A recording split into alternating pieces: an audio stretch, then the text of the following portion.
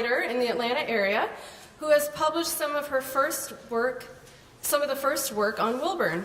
She received a master's degree from American University and completed doctoral work in art history at Emory University, where she first began her research on Wilburn. She discovered Wilburn as a resident of a Wilburn house in the Atlanta area. Please welcome Sue Hunter.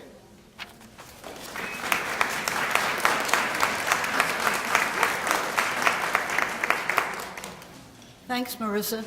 Can you hear me? Okay. I can't hear me.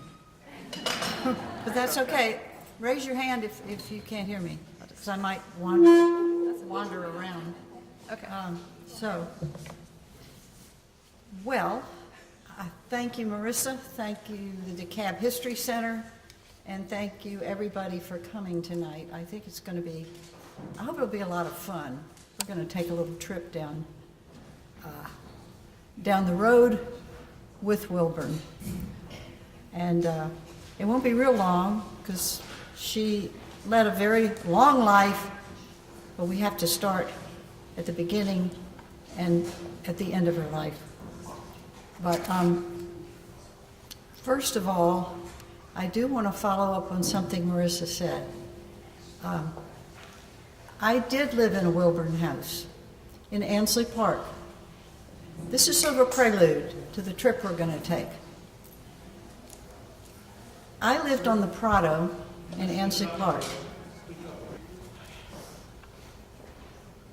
I lived in a house in Ansley Park. My husband and I had 3 little kids, and we moved there in the late 60s. And it was the sort of hippie time. It was a lot of protesting time. It was it was fun, actually. It was a whole lot of fun. But we moved into a house that was a 2-story Craftsman, and it had a big front porch. It was a neat house. But it had been turned in previous to my living there, or our living there, into a boarding house, like a lot of houses had. There was a lot of flight that was going out, white flight and all this stuff. And so some of the in-town neighborhoods were sort of decimated in a sense, but we moved in when other people moved out.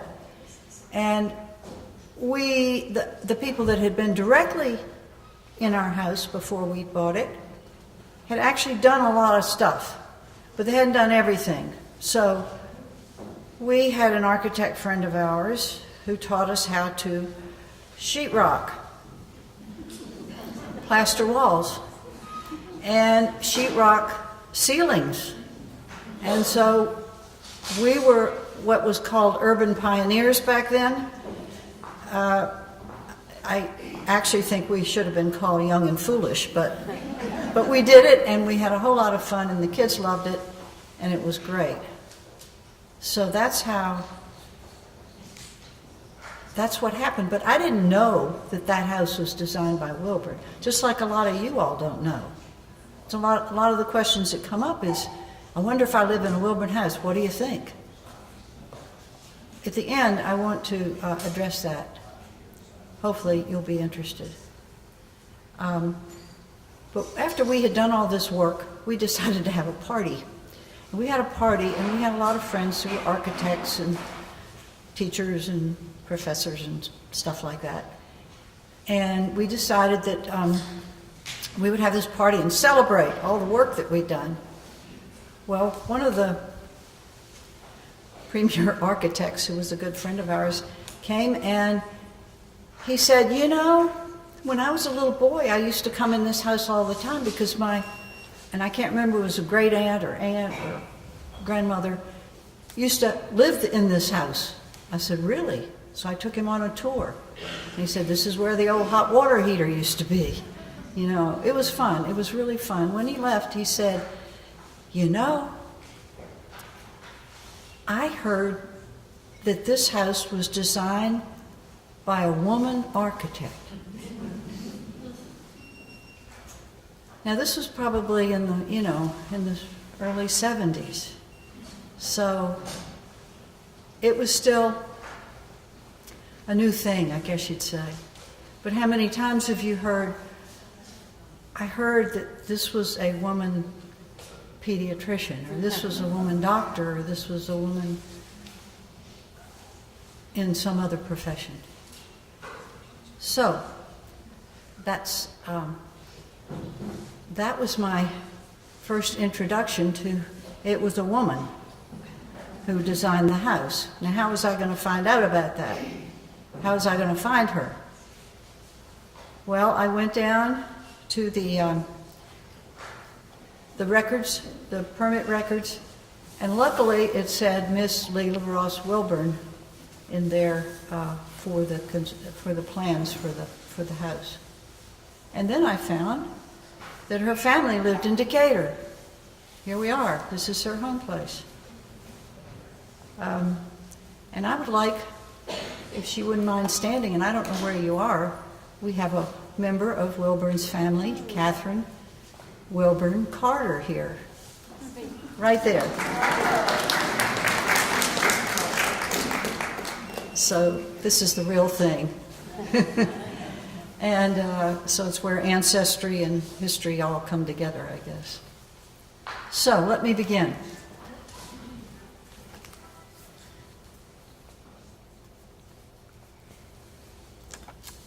It's interesting, it was an open house that I was told that this was a woman architect in. So houses are very important.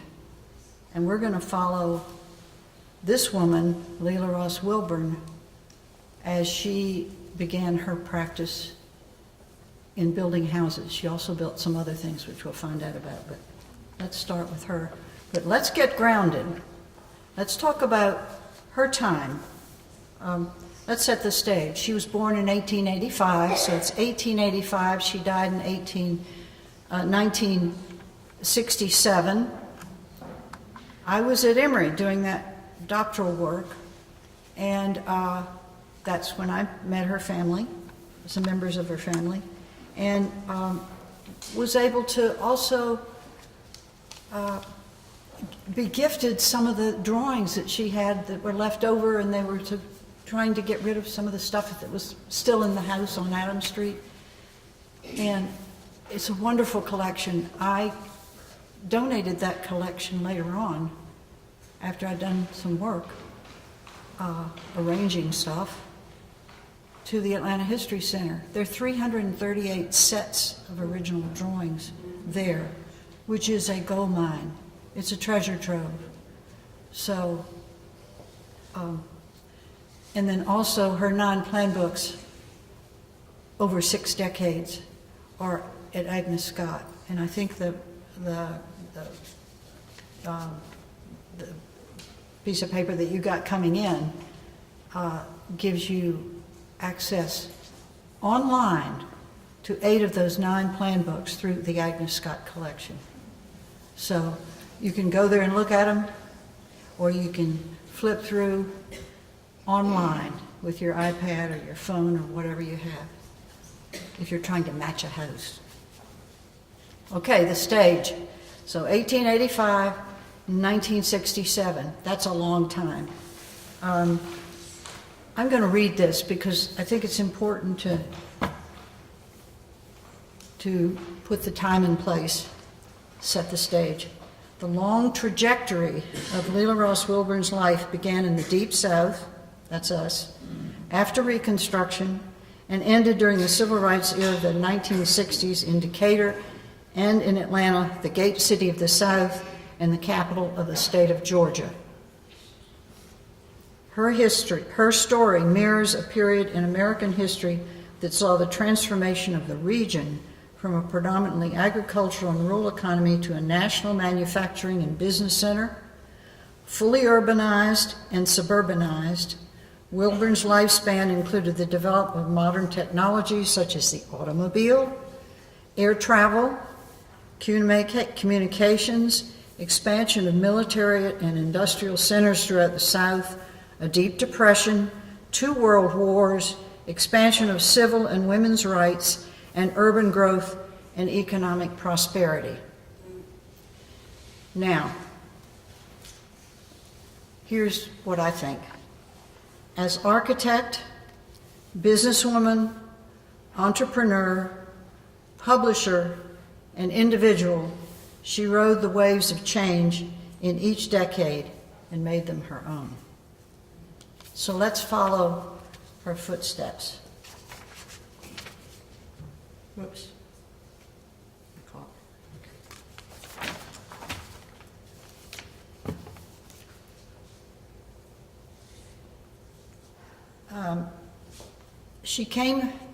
She was born in 1885 in Macon, Georgia.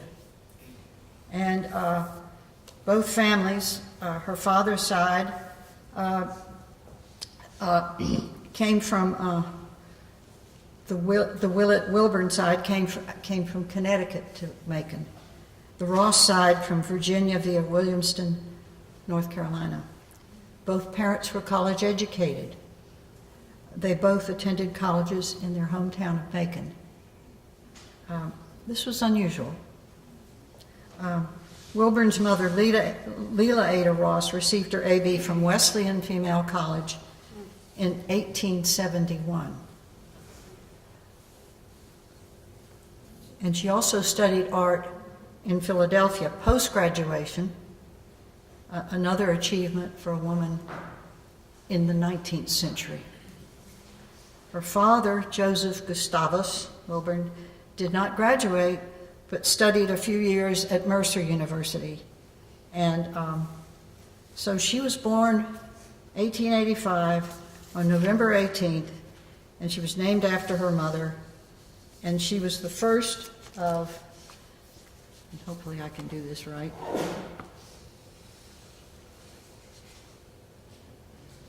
That's her right there. Uh-oh. If I project like this, can you hear me? Mm-hmm. Okay. This is probably an 1889. No, excuse me. 1898, because her youngest sister Llewellyn was born then. You can tell that Leila is very maternal looking there in that photo, taking care of not only the youngest of the 5 children, but Alice was the next sister, and then there was Joe, and then there was Ross. So that's her family. That's her mother, father, and her siblings.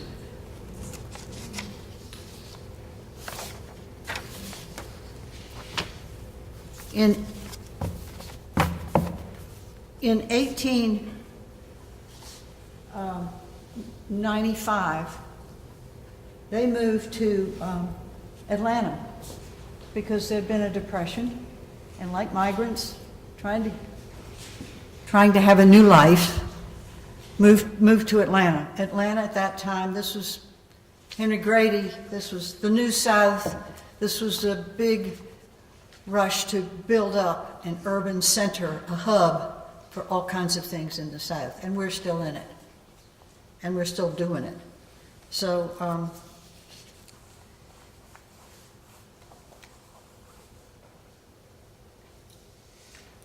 that's a picture of her. I'm not good at this. We don't know the date on this, but she looks like a teenager to me. I don't know. She's not sullen like most teenagers are, but she's a beautiful young woman, put it that way. So her father was a bookkeeper. He was first a clerk, and then he became a bookkeeper in Atlanta and wound up working for the Cotton States Bank and Savings Company, and also for Binder's Frame Manufacturing Company, which are old Atlanta names. And by 1904, they moved to Decatur. They lived in various places in town Atlanta before that, apartments. And then they moved here to Decatur. So Agnes Scott Institute was where she went to college for 2 years. And this is, which is not very far from here.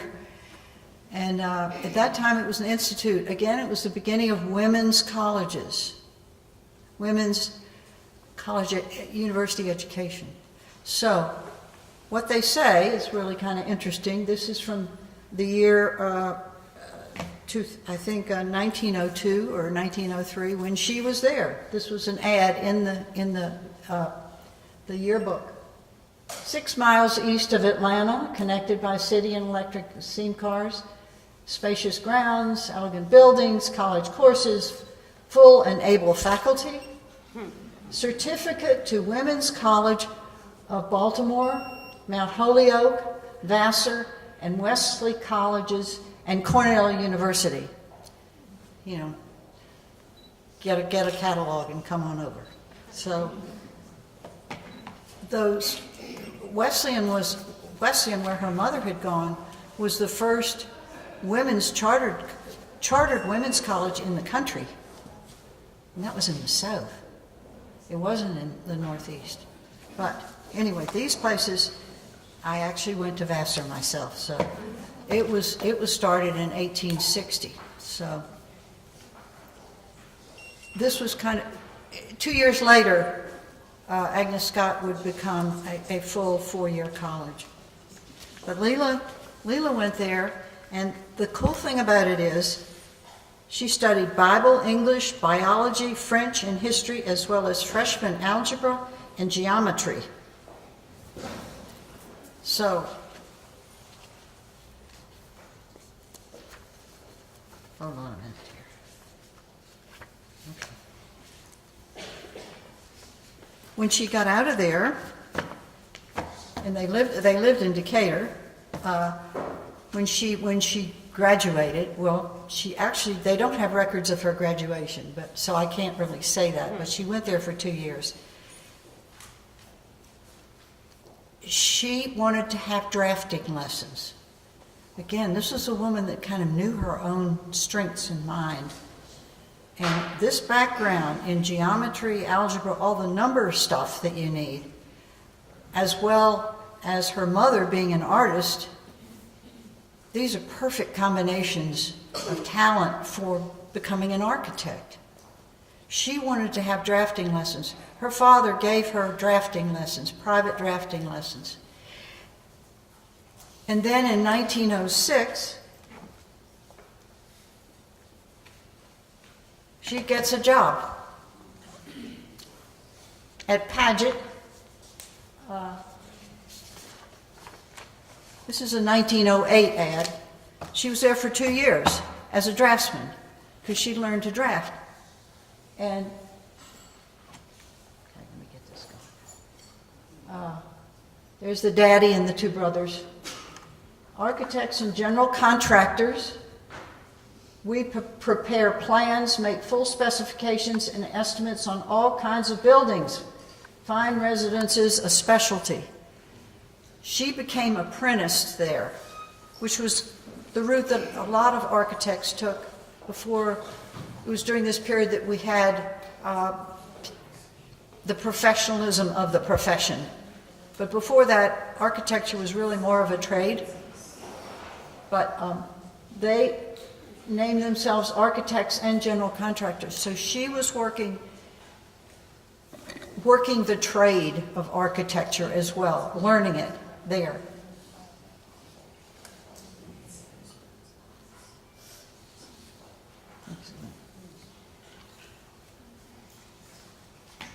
And then she decides she's going to set up her own shop. So in 1908, after 2 years at Paget, she opens her own shop. This is a 1947 photo of the Peters Building in downtown Atlanta, right way down, right on Peachtree at like 7 Peachtree. This building was filled with all kinds of people that she, contractors, all kinds of people. Hold on a minute here. to read this here. 2 years after that, her father died in 1910. Remember, she's the oldest kid in the family, right? She basically becomes the breadwinner for the family.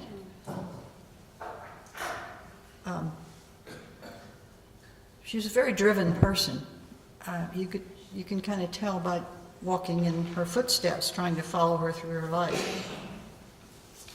The Peters Building was named after Edward Peters. He called himself in the city directory capitalist. He was in real estate. This gave her immediate access to partners and colleagues, and it was really, with all the people that were it was invaluable. When she started her mail order business in 1914. So, a great place to have colleagues. There were other architects in that building. And actually, this is an aside, but it's an important aside, because Wilburn was not the first woman architect in Atlanta or Georgia. Henrietta Dozier was the first. And she was in that building. She had been in that building since 1903. And she was still there, and she didn't leave Atlanta until 1916. And then she went to Jacksonville. Dozier did, and Wilburn became the only woman architect in Atlanta at that time. And then up until the 40s, until World War II. So, in contrast to Wilburn's apprenticeship, Dozier had gone to MIT. She was one of the first women to graduate from MIT in their School of Design and Architecture. She came back to Atlanta, and she was kind of a fierce person, evidently, the research that I've done on her. And she was very classically trained, and she was one of the 4 or 5 architects who helped establish the Atlanta chapter of the AIA, which was the beginning of the professionalism of architecture as a profession. So, but she left to go to Jacksonville and stayed there and continued her practice for the rest of the time. We have no connection between these 2 women that I found, but I hope that somebody will come along and find something, because they were in the same building. You know, they must have been in the elevator together. I don't know. But, and I think that's going to require somebody to look into Dozier's background with this in mind, because there's nothing that I could find from Wilburn. And just to show you what was happening in